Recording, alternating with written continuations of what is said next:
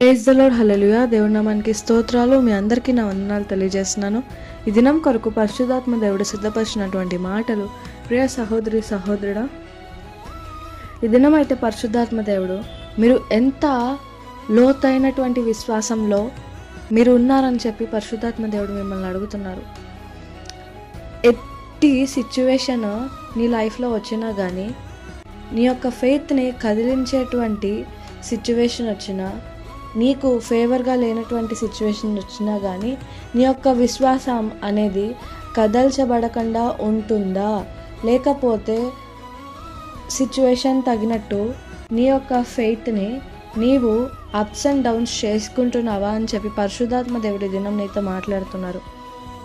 అయితే లూకా సువార్త 6వ అధ్యాయము 48వ వచనం మనం చూసుకున్నట్లయితే, వాడు ఇల్లు కట్టవలనని ఉండి లోతుగా త్రవ్వి బండ మీద పునాది వేసిన వాడు పోలి యుండును. వరద వచ్చి ప్రవాహము ఆ ఇంటి మీద వడిగా కొట్టినను అది బాగుగా కట్టినందున దానిని కదిలింపలేకపోయెను. అయితే నా మాటలు వినియు చేయని వాడు పునాది వేయక నేల మీద ఇల్లు కట్టిన వాణ్ణి పోలియుండును. ప్రవాహము దాని మీద వడిగా కట్టగానే అది కూలిపడెను. ఆ ఇంటి పాటు గొప్పదని చెప్పేదన్ను. హల్లెలూయా. ఈ మాటలు వింటున్నటువంటి ప్రియ సహోదరి సహోదరా, ఈ వాక్యం ద్వారా ఏం తెలియజేస్తున్నారంటే, లోతుగా తవ్వి ఇల్లు కట్టుకున్న వాడి యొక్క ఇల్లు ఎట్లాగుంటుందంటే, ఎంత వరద వచ్చినా కానీ ఎంత తుఫాన్ వచ్చినా కానీ ఆ ఇల్లు కదల్చబడకుండా ఉంటుంది. ఇది ఎగ్జాంపుల్ దేనికి సాదృశ్యంగా ఉందంటే, ఆయన చెప్పిన మాటలు విని దాన్ని అనుసరిస్తూ దాన్ని చప్పున జీవించేటువంటి వ్యక్తులకి సాదృశ్యంగా ఉంది. ఎవరైతే ఇల్లుని ఇసుక మీద కడతారో వారి ఇల్లు ఎట్టి రీతిగా ఉంటుందంటే, వరదలు వచ్చినప్పుడు కొట్టుకుని పోతుంది, ఎర్త్క్వేక్స్ వచ్చినప్పుడు క్రాక్స్ వస్తాయి, పడిపోయేటువంటి స్థితిలో ఉంటుంది. వారికి దాని ఎగ్జాంపుల్కి సాదృశ్యంగా ఎవరున్నారంటే, దేవుని వాక్యాన్ని విని చెయ్యకుండా విడిచిపెట్టేటువంటి వ్యక్తులుగా ఉన్నవారిని అని చెప్పి ఎగ్జాంపుల్ తెలియజేస్తున్నారు. ఇక్కడ దేవుడు మిమ్మల్ని ఒక ప్రశ్న అడిగాడు కదా, మీరు లోతైనటువంటి విశ్వాస జీవితాన్ని మీరు కలిగి ఉన్నారా అని చెప్పి దేవుడు అడుగుతున్నారు. ఎందుకనంటే, ఈ అంత్యకాల దినములలో మనం చూస్తున్నాము, ప్రతిదీ దేవుడు చెప్పినటువంటి సైన్స్ అన్నీ జరుగుతున్నాయి. ఎర్త్క్వేక్స్ వస్తున్నాయి, అదే కాక దేశాల మీద దేశాలు లేస్తూ యుద్ధాలు జరుగుతున్నాయి, కొన్ని వింతలు అనేవి జరుగుతున్నాయి, అబద్ధ ప్రవక్తలు కొంతమంది లేస్తున్నారు అని చెప్పి వార్తల ద్వారా మనము కొన్ని సైన్స్ అనేవి మనం చూస్తున్నాము. కానీ అంత్యకాల దినముల్లో ఇంకోటి కూడా జరిగేది ఏంటంటే, విశ్వాసాలను సైతం పడగొట్టేటువంటి దినములు అని చెప్పి దేవుడు వాక్యం ద్వారా మాట్లాడుతున్నారు. అంటే అంత్యకాల దినముల్లో వాక్యం దూరం అవుతుంది, సంపూర్ణమైనటువంటి సత్యమైనటువంటి ఆయన మాటలు మన నుండి దూరం అవుతాయి, అవైలబిలిటీ అనేది ఉండకుండా పోతుందని చెప్పి దేవుడు తెలియజేస్తున్నారు. ఇప్పుడు నీవు బాప్తిసం తీసుకున్న దగ్గర నుండి నీవు లోతైన భక్తి నువ్వు చేసావో లేదో నీకు మాత్రమే తెలుసు. మనుషులకి పైరూపానికి ఇన్ని రోజులు ఇన్ని ఇయర్స్ నీవు బాప్తిసం తీసుకుని ఇంత నమ్మకంగా చర్చికి వెళ్తూ అంతా బాగానే ఉన్నావు అని చెప్పి మనుషులకి నువ్వెంత ఫెయిత్ఫుల్, అసలు గాడ్స్ ఫేవరెట్ చైల్డ్ అన్నట్టు నీవు అనిపించచ్చు. కానీ నీవు ఒకసారి పరిశీలన చేసుకో. అంత్యకాల దినముల్లో దేవుని వాక్యం దూరమైనప్పుడు, దేవుడి మాట దూరమైనప్పుడు, సేవకులు దూరమైనప్పుడు, సంఘాలు దూరమైనప్పుడు, అబద్ధ ప్రవక్తలు విశ్వాసాన్ని మానిపులేట్ చేసేటువంటి సాతాను వచ్చినప్పుడు, నీవు బలంగా స్థిరంగా దేవుడిలో ఉన్నటువంటి నీ యొక్క క్యారెక్టర్ని, దేవుడిలోకి వచ్చినటువంటి నీ యొక్క క్యారెక్టర్ ట్రాన్స్ఫర్మేషన్ని, నీ యొక్క విశ్వాసాన్ని నీవు నిలబెట్టుకోగలవా అని చెప్పి ఒకసారి పరిశీలన చేసుకో.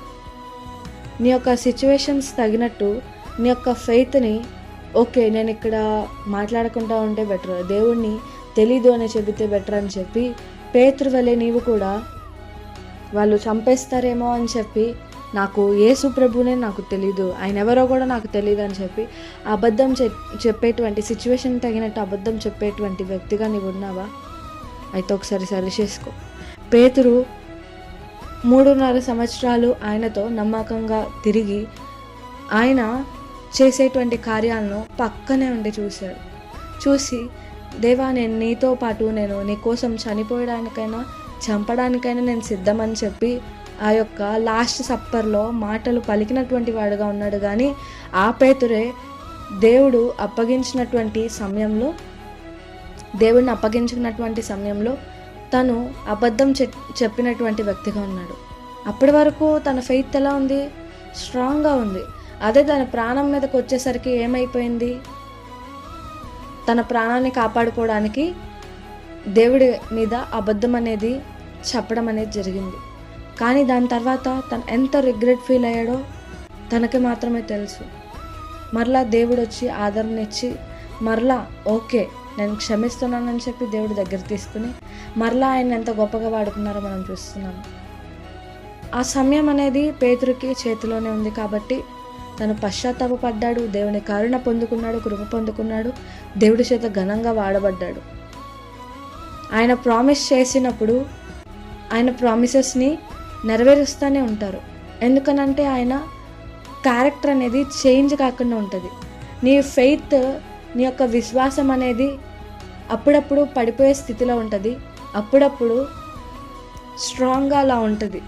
ఇక్కడ 2 తిమోతి రాసినటువంటి పత్రిక 2వ అధ్యాయము 12వ వచనం మనం చూసినట్లయితే, సహించిన వారమైతే ఆయనతో కూడా ఎలుదుము, ఆయనను ఎరుగుమంటే మనలను ఆయన ఎరుగునన్ను, మనము నమ్మదగిన వారమైన్ను ఆయన నమ్మదగిన వాడుగా ఉండును, ఆయన తన స్వభావనకు విరోధంగా ఏదీ చేయలేదు. హల్లెలూయా. ఇక్కడ ఏం తెలియజేస్తున్నాడు అంటే ఈ వాక్యం ద్వారా దేవుడు తన యొక్క స్వభావాన్ని ఎప్పుడు మార్చుకోలేదు. తను స్టార్టింగ్లో ఎలా ఉన్నాడో చివరి వరకు అట్లానే ఉంటాడు అని చెప్పి దేవుడు తన క్యారెక్టర్ గురించి ఇక్కడ వాక్యం ద్వారా మనకి తెలియజేస్తున్నారు కదా. ఇప్పుడు దేవుడు పేతురు పట్ల ఒక ప్రామిస్ కలిగి ఉన్నారు. నీ బండ మీద నేను సంఘాన్ని కడతానని చెప్పి అన్నారు. పేతురు అనే నామాన్ని ఆయనకి ఇచ్చారు.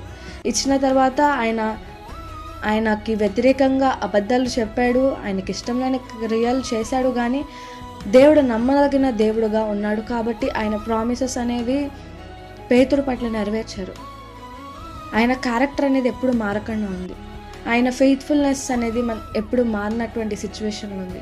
అదే రీతిగా అంత గొప్ప దేవుడిని నమ్ముకున్నటువంటి నీవు, అంత గొప్ప క్యారెక్టర్ని ఉన్నటువంటి దేవుని నమ్ముకున్నటువంటి నీవు దేవునిలోకి వచ్చినటువంటి నీ యొక్క క్యారెక్టర్ అనేది ఆయన వాక్యం ద్వారా కొడుతూ, ఖండిస్తూ, షేప్ చేస్తూ నిన్ను ఆయన స్వరూపంలోకి మలుచుకుంటూ ఉన్నటువంటి సమయంలో నీవు కష్టమైనటువంటి సమయాలు వచ్చినప్పుడు నీ యొక్క స్వభావాన్ని, నీ యొక్క ఫెయిత్ని నీవు నీ యొక్క దేవుని ఎడల కనపరిచేటువంటి నమ్మకత్వాన్ని కనపరచకుండా నీకు నచ్చినప్పుడు సిచ్యువేషన్ ఫేవర్గా ఉన్నప్పుడు కనపరుస్తూ లేనప్పుడు లేనట్టు ఉంటే ఒకసారి నీకు నీవు పరిశీలన చేసుకో అని చెప్పి దేవుడు మాట్లాడుతున్నారు.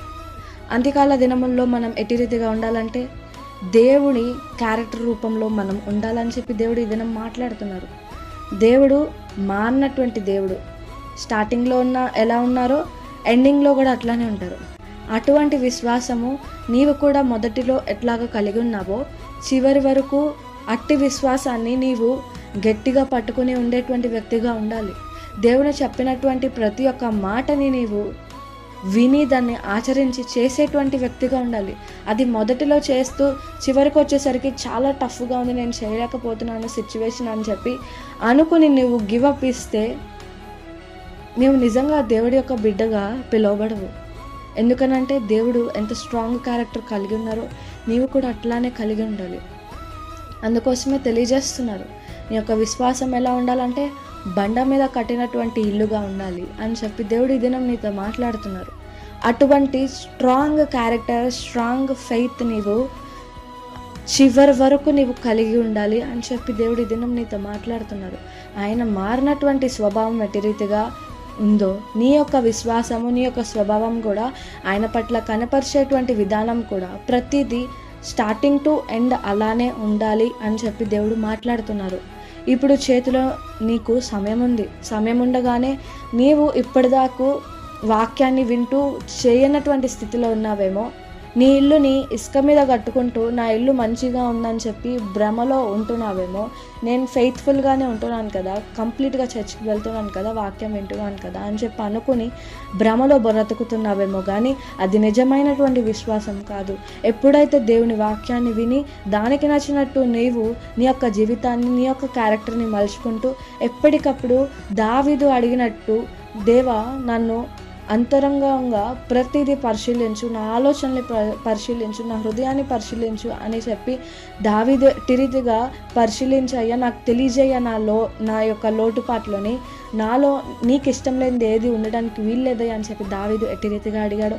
అట్టి రీతిగా నీవు కూడా ఎప్పటికప్పుడు తెలియజేయమని అడిగేటువంటి వ్యక్తిగా ఉండాలి. ఆయన చెప్పినటువంటి మాటల్ని చేసేటువంటి వ్యక్తిగా ఉండాలి. అట్టి రీతిగా ఆయన యొక్క సిలువను ఎత్తుకొని నడుచుకునేటువంటి వ్యక్తిగా ఉండాలి. ఆయన చేయొద్దు అన్న వాటిని చేయకుండా ఉండాలి. అట్లాగా చేసినప్పుడు నీవు లోతైనటువంటి విశ్వాసం, బండ మీద కట్టినటువంటి విశ్వాసంలోనికి నీవు నడిపించబడేటువంటి వ్యక్తిగా ఉంటావు. నీ యొక్క స్వభావం అనేది నీకు స్ట్రాంగ్ ఫౌండేషన్ ఉన్నప్పుడు నీవు ఎన్ని వరదలు వచ్చినా కానీ, ఎన్ని సాతాను ట్రాప్స్ వచ్చినా కానీ, నీ యొక్క ఫెయిత్ని పడేసేటువంటి సిచ్యువేషన్ వచ్చినా కానీ, నీ యొక్క విశ్వాసం అనేది వాక్యము నీకు అవైలబుల్గా ఉన్నా లేకపోయినా కానీ నీ యొక్క విశ్వాసం అనేది పడిపోనటువంటి స్థితిలో అయితే ఉంటుంది. ఎందుకు దేవుడు ఈ దినం మాట్లాడుతున్నారంటే, విశ్వాసం పడిపోయేటువంటి దినములు రాబోతున్నాయి. వాక్యం దూరం అయ్యేటువంటి దినములు రాబోతున్నాయి. చేతిలో నీ సమయం ఉండగానే నీవు స్ట్రాంగ్గా నీ యొక్క ఫెయిత్ని బిల్డ్ చేసుకో. ఎట్టి రీతిగా ఉండాలో కూడా దేవుడు మాట్లాడారు కదా. ఆయనటువంటి స్వభావం నీవు కలిగి ఉండాలి. ఆయన చూపించేటువంటి నమ్మకత్వం నీవు కలిగి ఉండాలి. ఆయన ఎట్టి రీతిగా ఫెయిత్ఫుల్గా ఉన్నారో అట్టి రీతిగా మనం ఆయనకి ఫెయిత్ఫుల్గా ఉండాలి. అది ఎప్పటి వరకు మొదటిలో ఎట్టి రీతిగా కనపరిచావో చివరి వరకు అట్లానే కనపరచాలి. మారినటువంటి విశ్వాసము, లోతైనటువంటి విశ్వాసము నీవు ఆయనలాగా చూపించాలి అని చెప్పి కోరుకుంటూ, మారాలని కోరుకుంటూ, అట్టి కృపా దేవుడు మీకు దయచేయునుగాక. ఆమేన్.